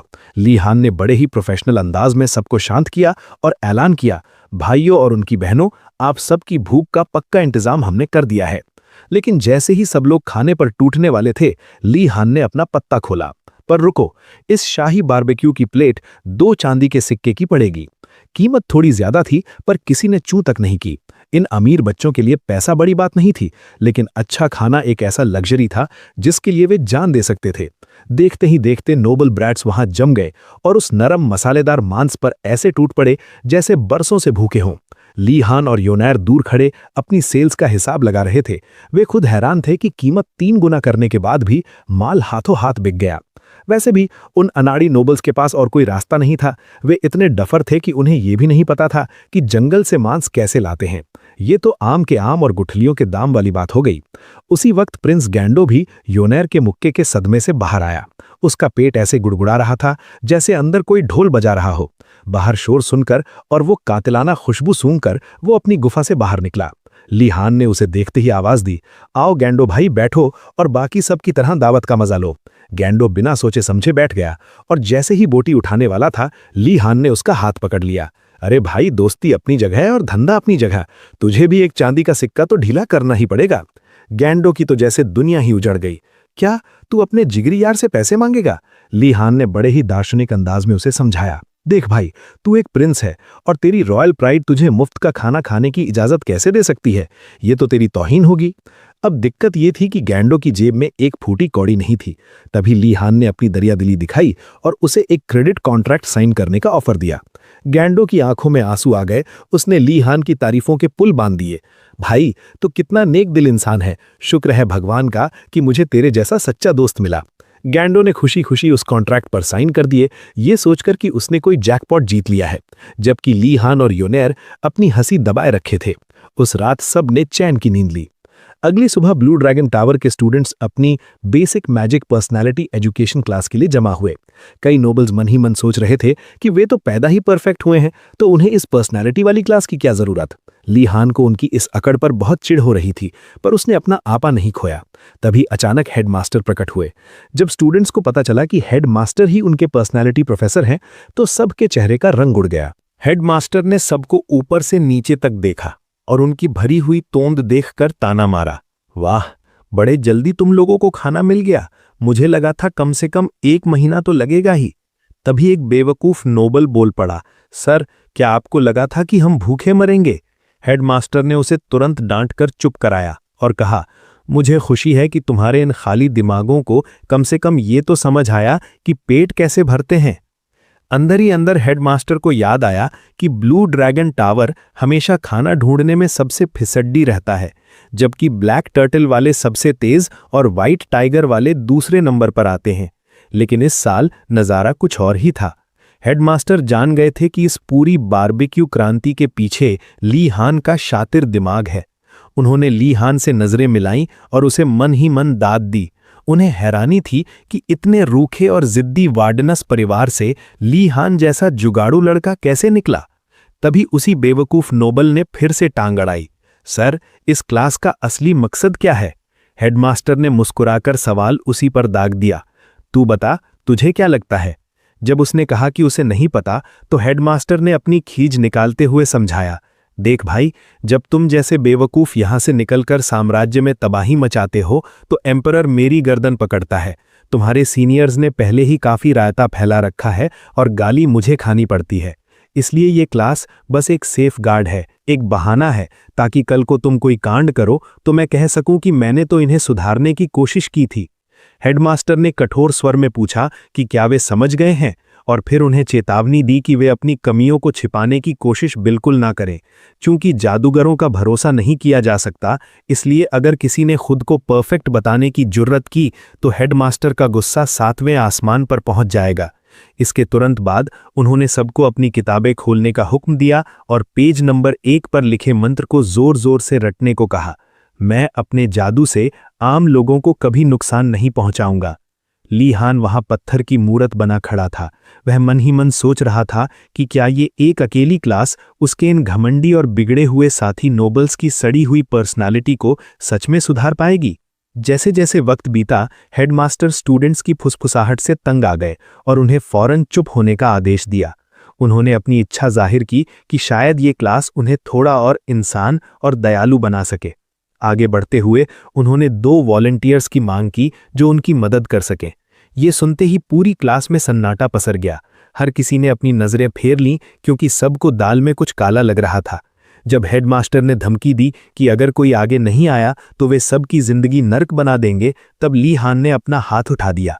उसे उम्मीद थी कि इस मुश्किल काम के अंत में शायद कोई तगड़ा इनाम या बेनिफिट छिपा होगा। हेडमास्टर ने ली हान को अपनी खौफनाक नज़रों से डराने की कोशिश की, पर ली हान टस से मस नहीं हुआ। उसने झूठा उत्साह दिखाते हुए कहा कि वह उस प्रोफेसर की सेवा करके बेहद खुश है जिसे वह इतना रिस्पेक्ट करता है। हेडमास्टर उसकी इस मक्खनबाजी को एक पल में भांप गए, पर उन्होंने बात को ज्यादा नहीं खींचा क्योंकि वे जानते थे कि ली हान केवल अपने फायदे के लिए ये नाटक कर रहा है। जैसे जैसे प्रोफेसर अपनी बात कह रहे थे, ली हान को एहसास हुआ कि हेडमास्टर उसके असली इरादों को पूरी तरह भांप चुके हैं। तभी प्रिंस गैंडो को लगा कि ली हान अपनी मौत को दावत दे रहा है। वह चिल्लाया, ओए ली हान, तुझे समझ आ रहा है कि ये सन की हेडमास्टर तेरे साथ क्या करने वाला है? इससे पहले कि वह अपनी बात पूरी कर पाता, एक और नोबल ने उसे टोकते हुए कहा कि ली हान असल में खुद की कुर्बानी दे रहा है ताकि बाकी सब मुसीबत से बच सकें। इस फर्जी महानता की बात सुनकर गैंडो भावुक हो गया और उसने अपने दोस्त के साथ खड़े होने का फैसला किया, लेकिन अफसोस उसकी डरपोक टांगों ने ऐन मौके पर साथ छोड़ दिया। इससे पहले कि वह कोई कदम उठाए, एक और आवाज गूंजी। हेडमास्टर ने दूसरे वॉलंटियर की पहचान एशन डालकार्ट के रूप में की, वही डालकार्ट जिसका परिवार कागजी कार्रवाई और दस्तावेजों के काम में माहिर माना जाता है। हेडमास्टर ने उसके नाम पर एक भद्दा सा तंज कसा। जब एशन ने जवाब दिया तो ली हान को तुरंत उस मॉन्स्टर सुअर वाला वाक्य याद आया और वो सोचने लगा कि क्या एशन के दिमाग में भी वही फायदे वाली बात चल रही है जो उसके खुद के मन में है। अपनी बात खत्म करने के बाद एशन ली हान की तरफ मुड़ा और बोला कि ये उसकी पिछली मदद का बदला चुकाने का तरीका है। ली हान ने उसे मना करने की कोशिश की, पर एशन अपने खानदान की स्किल्स और कैलकुलेशन की डींगे हाँकने लगा। हेडमास्टर को लगा कि इन दोनों लड़कों के बीच गहरी दोस्ती है, लेकिन उन्होंने बिना किसी देरी के उन्हें उनके काम के बारे में बताया कि अगली क्लास तक स्टूडेंट सेफ्टी के सारे रूल्स की कॉपियां हाथ से लिखकर तैयार हो जानी चाहिए। ये सुनते ही ली हान और एशन के पैरों तले जमीन खिसक गई। उस शाम दोनों लड़के क्लास के बाद वहीं रुक गए ताकि काम जल्दी शुरू कर सकें। घंटों तक घिस घिस कर लिखने के बाद एशन का सब्र जवाब दे गया और उसका गुस्सा फूट पड़ा। उसने चीखते हुए कसम खाई कि वो हेडमास्टर को कभी माफ नहीं करेगा, खासकर तब जब वो जानता था कि जादू यानी मैजिक के इस्तेमाल से ये काम चुटकी बजाते ही खत्म हो सकता था। ली हान चुपचाप एशन के उस इंसैनिटी वाले रूप को देख रहा था और दुआ कर रहा था कि कहीं वो स्ट्रेस की वजह से ढेर ना हो जाए। इस पूरी स्थिति पर गौर करते हुए ली हान को शक हुआ कि हेडमास्टर ने जानबूझकर उन्हें ये उबाऊ और थका देने वाला काम दिया है ताकि तंग आकर वे खुद हाथ से लिखने के बजाय जादू का इस्तेमाल करने का कोई रास्ता निकालें। अफसोस की बात यह थी कि उनके पास इल्यूमिनेट जैसी बेसिक जादुई स्किल्स की भी कमी थी। ऐसे में जादू से लिखना तो दूर की कौड़ी लग रहा था। तभी ली हान के दिमाग में बिजली कौंधी। उसने तर्क दिया कि अगर हेडमास्टर के सीने में रत्ती भर भी ज़मीर बचा है तो उसने कहीं ना कहीं कोई हिंट जरूर छोड़ा होगा। एशन ने ली हान की खामोशी देखी और पूछा, भाई क्या खिचड़ी पका रहा है? ली हान ने जवाब दिया कि वो ऐसी किसी चीज की तलाश कर रहा है जो इस मुसीबत से बाहर निकलने में उनकी मदद कर सके। एशन थोड़ा हिचकिचाया, ओए कहीं इसे चोरी तो नहीं माना जाएगा? ली हान ने दलील दी, देख भाई, हमें कोई साफ रूल तो बताया नहीं गया है, तो हेडमास्टर के हॉल में समाधान ढूंढना चोरी नहीं कहलाएगा। एशन को बात लॉजिकल लगी और उसने हार मानते हुए कहा, चल ठीक है, कभी कभी जरूरी काम के लिए हाथ मारना चलता है। दोनों ने कमरा छानना शुरू किया। पूरे हॉल की खाक छानने के बाद ली हान को एक दराज दिखी जो हरी रोशनी से जगमगा रही थी। उसने ऐशन को आवाज दी क्योंकि उसे वहां से माना निकलता महसूस हो रहा था। जैसे ही उन्होंने दराज खोली, हेडमास्टर का लिच हेड अचानक बाहर निकला और उनकी बेवकूफी पर ठहाके लगाने लगा। ली हान समझ गया कि ये केवल इल्यूजन मैजिक है, फिर भी वो सावधान रहा क्योंकि उसे हेडमास्टर की अगली चाल का डर था। इसके बाद हेडमास्टर का एक रिकॉर्डेड मैसेज बजने लगा जिसमें वो उनका मजाक उड़ा रहा था कि आखिर उन्होंने हार मानकर ये तरीका ढूंढ ही लिया। उसने तंज किया कि अगर वो और ज्यादा देर करते तो ये बड़े शर्म की बात होती। आखिरकार उसने उन्हें first circle magic scrolls use करने के निर्देश दिए और कहा कि जितनी जल्दी हो सके इसे सीख लो। मैसेज खत्म हो गया और दोनों लड़के सिर खुजाते रह गए। हेडमास्टर के इस अनोखे टीचिंग स्टाइल पर ऐशन को जबरदस्त गुस्सा आया और उसने शिकायत करने की बात की, लेकिन ली हान ने उसे इग्नोर किया और पपायरस स्क्रोल को ध्यान से पढ़ने लगा। जब ऐशन ने फिर से जोर दिया तो ली हान ने बस इतना पूछा, तुझे सच में लगता है कि उस सन की बुढ़े से शिकायत करके कुछ हासिल होगा? ऐशन को हकीकत समझ आई और उसने शिकायत का आइडिया ड्रॉप करके ली हान के साथ बेसिक कंट्रोल की प्रैक्टिस शुरू कर दी। जादू से एक मामूली पंख वाले पेन को उठाने की कई नाकाम कोशिशों के बाद ऐशन का माना पूरी तरह खत्म हो गया और वो निढाल होकर गिर पड़ा। अब ली हान अकेला बचा था। उसे समझ आ गया था कि जादू बाहर से जितना आसान दिखता है, अंदर से उतना ही पेचीदा है। माना बहुत नाजुक चीज है और हर किसी के लिए अलग तरह से काम करती है। ली हान ने अपनी पूरी एकाग्रता झोंक दी, इसे अपनी जिंदगी और मौत का सवाल बना लिया। खुद को कुछ मोटिवेशनल मंत्र देने के बाद उसने आखिरी बार उस पेन को हिलाने की कोशिश की और चमत्कार हो गया, पेन हिलने लगा। दोनों लड़के हक्के बक्के रह गए।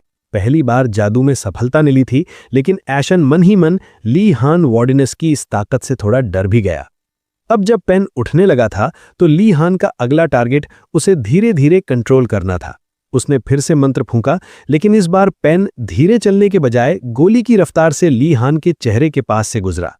खिड़की का कांच चकनाचूर किया और बाहर एक आड़ू के पेड़ में जादा सा। दोनों एक दूसरे का मुंह ताकते रह गए। पपायरस स्क्रोल दोबारा चेक करने पर पता चला कि बेसिक कंट्रोल मास्टर करने के लिए 2 चुनौतियां हैं। पहली, स्पेल पूरा करना और दूसरी, ऑब्जेक्ट को कंट्रोल करने के लिए फोकस बनाए रखना। स्क्रोल में लिखा था कि स्पेल पूरा करना मुश्किल है, जबकि कंट्रोल करना तुलनात्मक रूप से आसान। ली हान ने दोबारा हिम्मत जुटाई और पेन पर पूरा ध्यान लगाया ताकि इस बार वो आउट ऑफ कंट्रोल ना हो। जैसे ही उसने शुरू किया, हेडमास्टर अचानक फिर से प्रकट हो गए। क्यों बच्चों, प्रैक्टिस पूरी हुई या नहीं? अचानक हुई इस एंट्री से ली हान का फोकस बिगड़ गया और वो पेन पूरे कमरे में पागलों की तरह घूमने लगा और सीधा जाकर हेडमास्टर के माथे से टकराया। दोनों लड़के डर के मारे चिल्लाए। नहीं! ऐशन, जो ली हान के इस अनजाने हमले से बड़ा इंप्रेस था, धीरे से बोला, भाई मैं तेरा फैन हो गया। ली हान ने तुरंत उसे चुप कराया क्योंकि पेन से हेडमास्टर के माथे पर एक खरोंच तक नहीं आई थी। हेडमास्टर ने ली हान की तारीफ तो की, पर अपने स्टाइल में। उसे एक प्रिटी गुड बोगस इडियट कहा। ली हान को ताज्जुब हुआ कि हेडमास्टर चिल्लाने के बजाय अच्छे मूड में लग रहा है। उसने मौके का फायदा उठाकर ऑब्जेक्ट कंट्रोल के लिए टिप्स मांगे। हेडमास्टर ने फिर मजाक उड़ाते हुए कहा, जब स्पेल पूरा कर लिया तो कंट्रोल करने में क्या खाक दिक्कत है? जब ली हान ने अपनी समस्या बताई तो हेडमास्टर ने पहले तो झूठ मूठ का दिलासा दिया कि नए छात्रों के साथ ऐसा होता है, लेकिन जैसे ही ली हान ने राहत की सांस ली, हेडमास्टर ने पलटी मारी। अबे बेवकूफ, ये झूठ था। स्पेल पूरा करना ही असली काम है, कंट्रोल तो 1-2 बार में आ जाता है। जो इसमें फेल हो वो महामूर्ख है। ली हान ने फिर भी हार नहीं मानी और शांत रहकर ज्यादा प्रैक्टिस करने का वादा किया। हेडमास्टर को उसे चिढ़ाने में मजा नहीं आया क्योंकि ली हान बहुत कंपोज्ड था, इसलिए उसने अगली बार ऐशन को टारगेट करने का सोचा। जाते जाते हेडमास्टर ने एक काम की बात कही कि जितना ज्यादा जादू इस्तेमाल करोगे उतनी ही तुम्हारी काबिलियत बढ़ेगी। फिर टेलीपोर्टेशन मैजिक का इस्तेमाल कर उसने पलक झपकते ही उन्हें लंच के लिए कैफेटेरिया पहुंचा दिया। ली हान खुद को कैफेटेरिया में सही सलामत पाकर कुढ़ने लगा। साला ये हेडमास्टर भी कमाल है, इतने जरूरी जादुई मंत्रों का इस्तेमाल ऐसे फालतू कामों के लिए करता है। चारों तरफ नजर घुमाने पर ली हान को एहसास हुआ कि कैफेटेरिया एकदम खाली पड़ा है। लंच का समय काफी पहले ही निकल चुका था। उसने अपनी किस्मत से समझौता किया और वही बोरिंग सूखी ब्रेड और राइस बॉल्स खाने का फैसला किया जिनका उसे अब चस्का लग चुका था। लेकिन अपनी इस बेस्वाद मील को थोड़ा चटपटा बनाने के लिए उसने उरुगुलम की केबिन में तैयार किया गया स्मोक्ड मीट निकाला। वो अभी खाने की तैयारी कर ही रहा था कि राजकुमारी आर्डेनार्ड बड़े ही शाही अंदाज में कैफेटेरिया में दाखिल हुई और उसे आवाज दी। हैरान होकर ली हान ने उसे ग्रीट किया और पूछा कि वो यहाँ क्या कर रही है। उसने खुलासा किया कि वो वही डेटा लेकर आई है जिसकी ली हान ने मांग की थी, उन आसान सब्जेक्ट्स की लिस्ट जिन्हें पास करना बच्चों का खेल है। ली हान ने राहत की सांस ली, उसका शुक्रिया अदा किया और लिस्ट खोलकर देखी, लेकिन देखते ही उसका माथा ठनका। आर्डेनार्ड ने गलती से उसे उन लेक्चर्स की लिस्ट थमा दी थी जो स्टूडेंट्स के बीच बहुत पॉपुलर थे। उसे ये देखकर और भी झटका लगा कि उनमें अंडरस्टैंडिंग ऑफ एल्केमी जैसा विषय भी शामिल था। ली हान ने सीधे मुद्दे पर आते हुए आर्डेनार्ड को उसकी गलती के बारे में बताया और विस्तार से समझाया कि पॉपुलर और अनपॉपुलर कोर्सेज में जमीन आसमान का फर्क होता है। जब आर्डेनार्ड को एहसास हुआ कि ली हान सच में उन उबाऊ और फीके सब्जेक्ट्स को पढ़ने के लिए गंभीर है, तो उसे बड़ी निराशा हुई। पहले उसे लगा था कि ली हान एक रईस और ऊंचा सोचने वाला नोबल है, पर अब उसकी नज़रों में ली हान एक नीच और घटिया सोच वाला लड़का बन चुका था जो उसकी तारीफ के काबिल नहीं था। चिढ़ते हुए उसने सही वाली लिस्ट यानी अनपॉपुलर कोर्सेज की लिस्ट निकाली और उसे थमा दी। नई लिस्ट पर नजर डालते ही ली हान समझ गया कि ये टॉपिक्स अनपॉपुलर क्यों हैं। पहला सब्जेक्ट था बेसिक सोर्ड्समैनशिप। जाहिर है किसी मैजिक स्कूल में कोई भी तलवार चलाना नहीं सीखना चाहता। दूसरा था repeated practice of basic magic battle. Students को रिसर्च में ज्यादा दिलचस्पी थी, लड़ाई झगड़े में नहीं। लेकिन ली हान के लिए यह सब मायने नहीं रखता था। उसका एकमात्र गोल ऐसी स्किल सीखना था जो आत्मरक्षा यानी सेल्फ डिफेंस में काम आ सके। ली हान ने आर्डेनार्ड का शुक्रिया अदा किया और वो तुरंत वहां से निकल गई। अगली सुबह ली हान अपनी लिस्ट के पहले लेक्चर के लिए अकेला निकल पड़ा। उसके दोस्त गैंडो, एशन और योनर सब ने साथ चलने से साफ मना कर दिया था। ली हान उनकी इस हिचकिचाहट को समझता था। प्रोफेसर्स और लेक्चर्स के मामले में कोई किसी का सगा नहीं होता। उसे पता था कि प्रोफेसर्स को ना तो अपने स्टूडेंट्स की फिक्र है, ना ही अपने साथी लेक्चरर्स की। यही वजह थी कि ली हान ने एक ऐसा सब्जेक्ट चुना जिसे उसे कोई खास लगाव नहीं था, ताकि वो अपनी ऊर्जा ज्यादा जरूरी चीजों पर लगा सके। खुद को मानसिक रूप से तैयार करके ली हान स्कूल के बेसमेंट के गेट पर पहुंचा, जहां उसकी अगली क्लास होनी थी। नीचे जाने वाली सीढ़ियां वैसे तो साधारण दिख रही थी, लेकिन ली हान को वहां से एक डरावनी और मनहूस वाइब आ रही थी। वक्त के साथ इंपीरियल स्टूडेंट्स के बीच मैजिक टावर्स में घुसने के खतरों के बारे में कई चेतावनियां फैल चुकी थीं। वे बाहर से भले ही आम दिखे, पर एक बार अंदर जाने के बाद वहां से बाहर निकलना नामुमकिन जैसा हो जाता है। बचपन में ली हान ऐसी हॉरर कहानियां पढ़ता था जहां लोग इन टावर्स में हमेशा के लिए कैद हो जाते हैं। उसे अपने बचपन की एक रात याद आई जब उसने अर्लॉन्ग से पूछा था कि क्या मैजिक टावर्स की ये कहानियां सिर्फ परियों की कथाएं हैं। तब अर्लॉन्ग ने बड़े गंभीर होकर कहा था कि भले ही कहानियां मिर्च मसाला लगाकर सुनाई जाती हों, पर उनमें सच्चाई जरूर है। जो कोई भी मैजिक टावर में कदम रखता है उसके वापस लौटने की गुंजाइश बहुत कम है। अर्लॉन्ग ने तो यहां तक कह दिया था कि शायद वे अपनी मौत का एहसास होने से पहले ही दम तोड़ देते हैं। वो हंसता खेलता छोटा ली हान उस दिन एकदम सन्न रह गया था और पसीने से तरबतर हो गया था। अब जब वो बड़ा होकर इन रिगार्ड का स्टूडेंट बन चुका था, तो उसे अपनी स्कूल ही एक विशाल मैजिक टावर का अंतिम रूप लगने लगी थी। यही वजह थी कि ज्यादातर नए छात्र जिज्ञासा के बावजूद स्कूल के मैदानों और कोनों की खोजबीन करने से कतराते थे। बुरी तरह डरा हुआ होने के बावजूद ली हान ने अपनी हिम्मत जुटाई और बेसमेंट की ओर बढ़ना शुरू किया। वो अभी खुद को संभाल ही रहा था कि तभी वो सन की हेडमास्टर अचानक उसके पीछे प्रकट हो गया। ली हान डर के मारे उछल पड़ा और पागलों की तरह घबरा गया।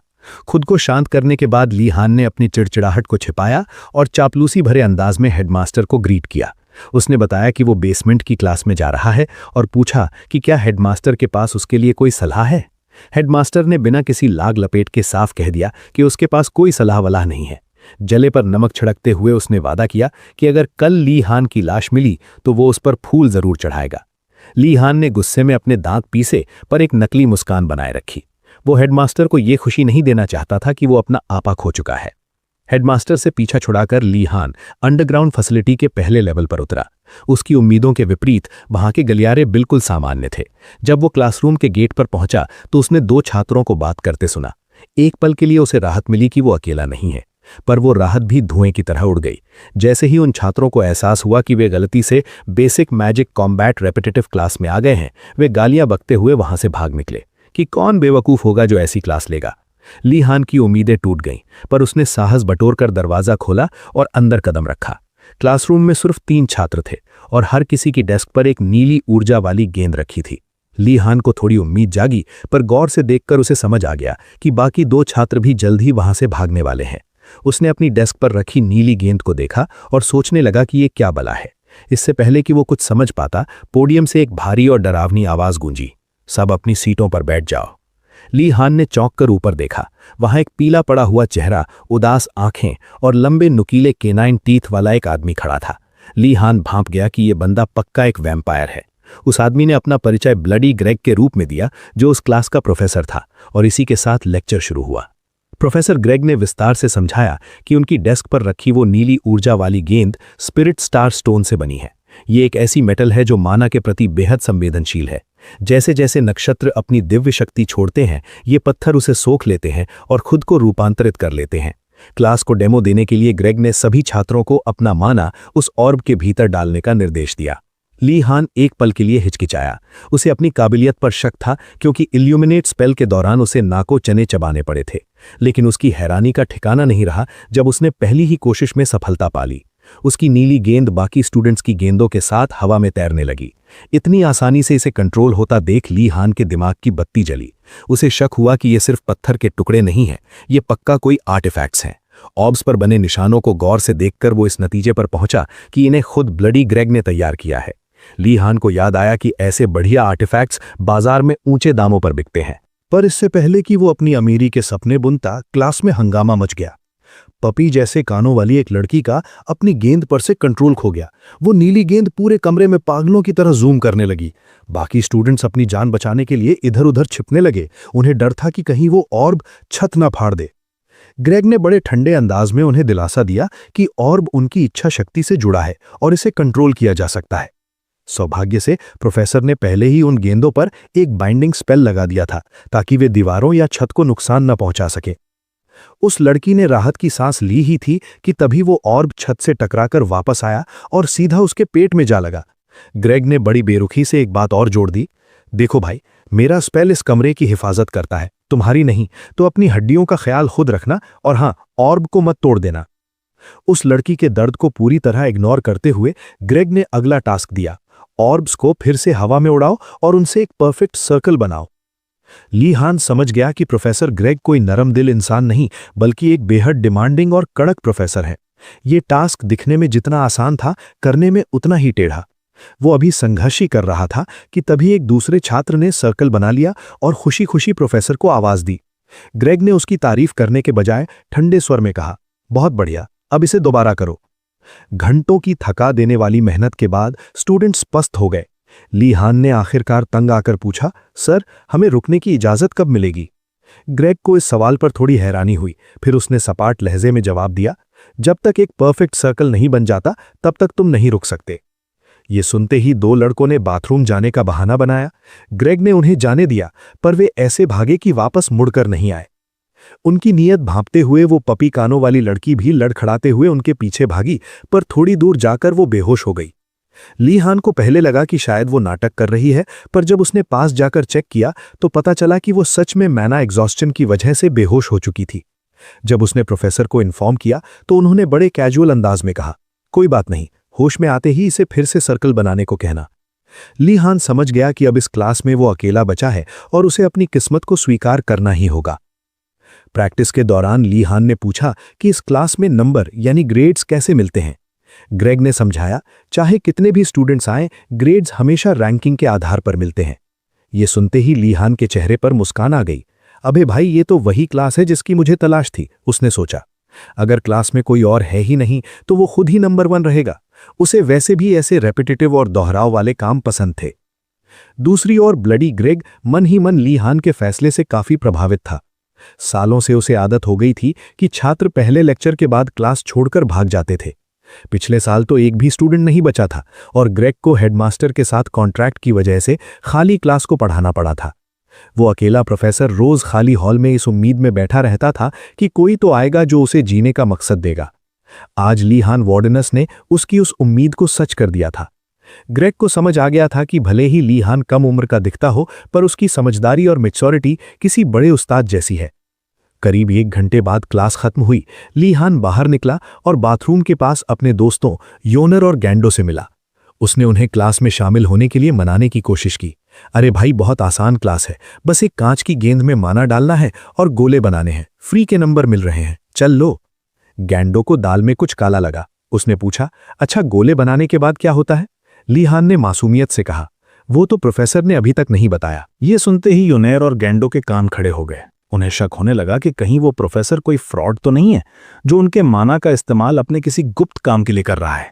ली हान अपने दोस्तों की चिंताओं को झटकते हुए बड़े ही व्यवहारिक अंदाज में कहा, अरे भाई, प्रोफेसर असली है या नकली इससे मुझे क्या लेना देना। जब तक वो मुझे अच्छे ग्रेड्स की गारंटी दे रहा है तब तक सब बढ़िया है। उसकी ये प्रैक्टिकल सोच देखकर योनेर दंग रह गई। अब उसे ली हान एक ऐसा शख्स लगने लगा था जो काम की चीज के अलावा और कुछ सोचता ही नहीं। ली हान ने साफ कह दिया कि अगर उन्हें नहीं आना तो कोई बात नहीं, पर उसे अब अपनी अगली क्लास के लिए निकलना होगा। जब योनेर और गैंडो ने पूछा कि अगली क्लास कौन सी है तो ली हान ने बड़े उत्साह के साथ बताया, बेसिक स्वॉर्ड्समैनशिप यानी बुनियादी तलवारबाजी। ये सुनकर दोनों दोस्त एकदम सुन्न पड़ गए। मैजिक स्कूल में तलवारबाजी? अगले सीन में ली हान मुख्य इमारत के दक्षिणी front yard, southern front yard में खड़ा ये सोच रहा था कि क्या वाकई उसकी क्लास यहीं होने वाली है। जैसे ही उसने ट्रेनिंग ग्राउंड में कदम रखा, उसने वहां अपनी उम्मीद से कहीं ज्यादा व्हाइट टाइगर टावर के स्टूडेंट्स देखे। ये स्वाभाविक भी था क्योंकि उनमें से ज्यादातर योद्धा परिवारों से आते थे और तलवारबाजी में माहिर थे। उनके टैलेंट को देखते हुए ली हान ने अंदाजा लगाया कि वे इस क्लास को काफी गंभीरता से लेते हैं। ली हान अभी क्लास का मजा लेने की सोच ही रहा था कि तभी उसे अपने बारे में उड़ती उड़ती अफवाहें सुनाई देने लगीं। इस बार आवाज साफ थी। वे उसे ब्लू ड्रैगन टावर का वार्डनस कहकर पहचान रहे थे और ताना मार रहे थे कि शायद ये यहां अपनी नैनी से ट्रेनिंग लेकर आया है। वे उस पर तलवारबाजी को कमतर आंकने का इल्जाम लगा रहे थे और शिकायत कर रहे थे कि कैसे नोबल्स इस पेशे को हिकारत की नजर से देखते हैं। पहले तो ली हान को लगा था कि ये सब नाइट्स अपने हुनर को लेकर बड़े स्वाभिमानी होंगे, पर उनकी ये छोटी सोच और गॉसिप सुनकर उसका नजरिया बदल गया। खैर, उसे क्या फर्क पड़ता था। उसने सोचा कि ये सब अभी अधपके दिमाग वाले किशोर हैं, इसलिए उसने बात को अनसुना कर दिया। क्लास शुरू होने से ठीक पहले एक तगड़े और मजबूत शरीर वाले ओर्क ने ली हान के पास आकर कंफर्म किया कि क्या वही वार्डनस खानदान का तीसरा बेटा है। ली हान ने बिना विचलित हुए बड़े आत्मविश्वास के साथ जवाब दिया। उस ओर्क ने उसे 2 टुक शब्दों में कहा, ओए लड़के, तू गलत जगह आ गया है। ये क्लास उन लोगों के लिए है जो तलवारबाजी को सीरियस लेते हैं, नौसिखियों के लिए नहीं। ली हान ने बड़ी शालीनता से उसका शुक्रिया अदा किया, पर वहां से जाने से साफ मना कर दिया। ये सुनकर ओर्क का पारा चढ़ गया। उसने चेतावनी दी कि इस क्लास को हल्के में मत लेना। यहां ड्यूल्स के दौरान स्टूडेंट्स कोई रहम नहीं दिखाते, इसलिए वो बुरी तरह घायल हो सकता है। ली हान ने फिर से शांति से उसका शुक्रिया अदा किया और उसे चौंकाते हुए खुद को साबित करने के लिए एक ड्यूल की चुनौती दे दी। वो और गुस्से में फटने ही वाला था कि तभी प्रोफेसर वहां पहुंचे और सबको लेक्चर के लिए इकट्ठा होने का हुक्म दिया। प्रोफेसर, जो कि एक एल्फ थे, ने अपना परिचय प्रोफेसर एंजेलेल के रूप में दिया और ऐलान किया कि वे इस पूरे सेमेस्टर में ये क्लास लेंगे। एक एल्फ को तलवारबाजी सिखाते देख ली हान काफी हैरान था, पर वो ध्यान से सुनने लगा। एंजेलेल ने समझाया कि वे ये मानकर चल रहे हैं कि यहां मौजूद हर छात्र को तलवार चलाने का थोड़ा बहुत अनुभव जरूर है और वे यहां या तो अपनी स्किल सुधारने आए हैं या अपनी लय बरकरार रखने। इसीलिए वे बारीकियों यानी बेसिक्स पर समय बर्बाद नहीं करेंगे, बल्कि हर किसी को उनकी पर्सनल टेक्निक्स को निखारने में मदद करेंगे। प्रोफेसर अभी बोल ही रहे थे कि तभी भीड़ में से किसी ने ली हान के कंधे पर हाथ रखा।